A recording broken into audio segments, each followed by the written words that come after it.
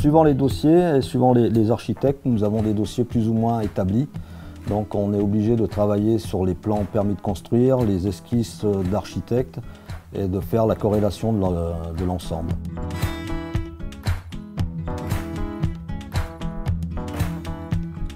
Souvent en crayonnant, en essayant de me projeter, de visualiser le projet final pour bien comprendre et essayer de me mettre dans la peau du client et de répondre à ses demandes. En fait, ce qu'on essaye de faire, c'est de rencontrer les décorateurs et les clients si possible pour bien définir leurs besoins, se faire une idée du projet pour que derrière on puisse répondre au plus près de leurs exigences.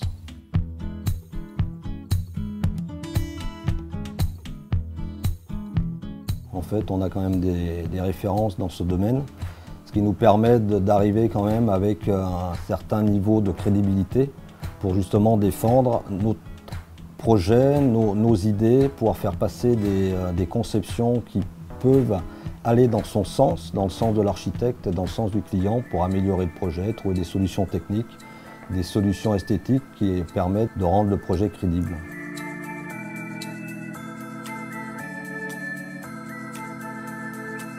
Pour mener à bien les chantiers haut de gamme, le secret c'est la symbiose qu'on peut avoir avec le décorateur et le client et de former une équipe avec pour justement mener à bien ces projets qui sont souvent au-delà de tout ce qu'on peut imaginer et qui permettent de réaliser des choses hors normes et où tout le monde prend du plaisir et où tout le monde se fait plaisir.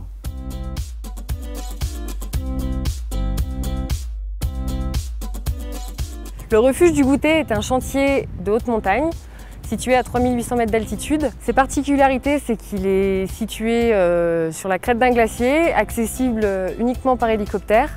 Et de ce fait, on est très tributaire de la météo parce que l'hélicoptère ne peut pas voler dans certaines conditions, notamment la pluie, le brouillard, le vent.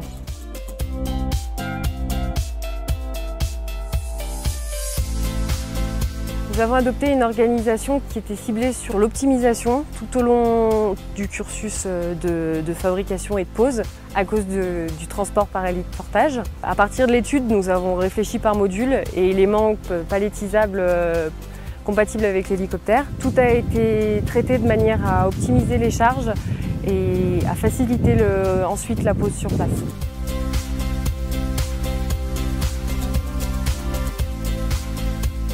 Sur le chantier, il faut savoir que les poseurs sont nourris et hébergés sur place, dans l'ancien refuge, donc pris en charge par un gardien. Ensuite, au niveau de la pose, ça s'est fait assez conventionnellement, sauf que les éléments étaient prémontés de façon à limiter le travail là-haut et optimiser les forces des poseurs.